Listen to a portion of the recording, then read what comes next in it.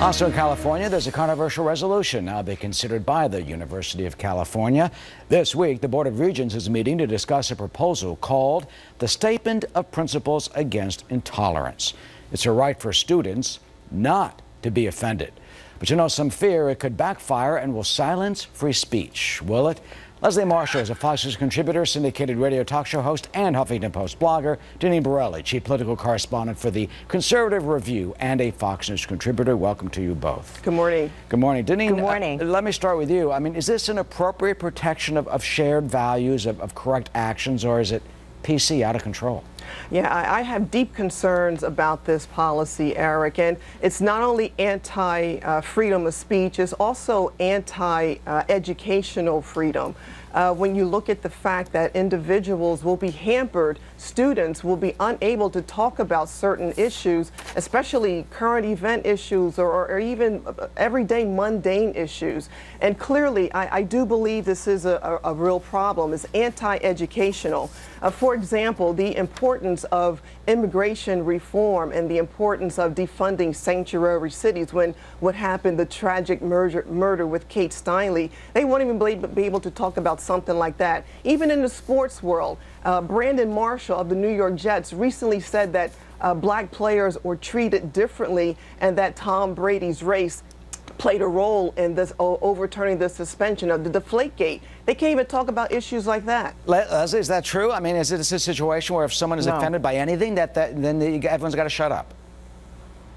No, I'm here in California, and that is not if you read the specifics. And actually, the reason that it came about, some very horrific things have happened on some of the University of California campuses. There have been people that have been turned away who have handicaps or wheelchairs. There have been extremely vulgar, racist, and bigoted discriminatory remarks that have been spray painted with graffiti on some of the campus walls. And there's been a problem with women being turned away from certain community organizations within the college, including sororities, because of their weight. So this doesn't just have to do with religion, which there have been some anti-Jewish, anti-Islamic problems within the university system as well. This is, I believe, reinforcing a mission statement that says we will not tolerate hatred, bigotry, discrimination. This does not take away, and they cannot take away, and they should not take away the First Amendment rights of these students, and it will not prohibit free speech. If they have those statements already, why do they need this new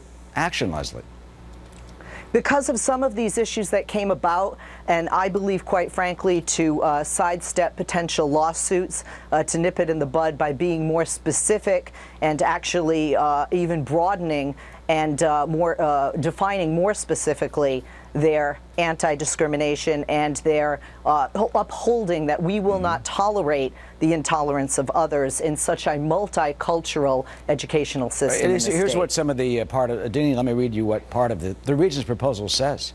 And it is understandable. Intolerance has no place at the University of California. We define intolerance as unwelcome conduct motivated by discrimination against or hatred toward other individuals or groups. It may take the form of acts of violence or intimidation, threats, harassment, hate speech, derogatory language reflecting stereotypes or prejudice, or inflammatory or derogatory use of culturally recognized symbols of hate, prejudice, and discrimination. I mean, what's wrong with that? I mean, anyone can understand that. You don't want to have that on a college campus, or it's not appropriate. Yeah, listen, this is common sense, Eric. And listen, there are individuals who I personally, I don't believe that this is something that would be relevant, because it's going to create an even more intolerance of individuals. It's going to also create, you have no idea how many people, how are you going to prove the intolerance has even taken place? This is going to, I think, increase claims of intolerance, create an avalanche of intolerance, and also will dilute the real cases that need to be investigated. Leslie, last word, do you think that's going to happen?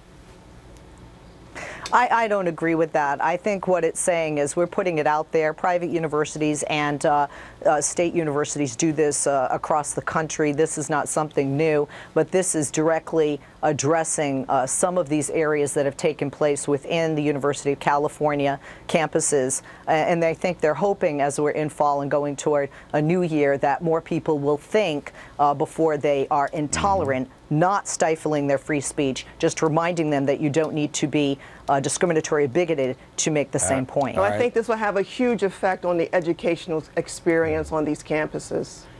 You know, sometimes they've talked about PC being rampant in some of the campuses across the country. We'll see what the regions do as they try to sort this out this week. Leslie and Deneen, thank you so much for joining us. Of course. Thank you.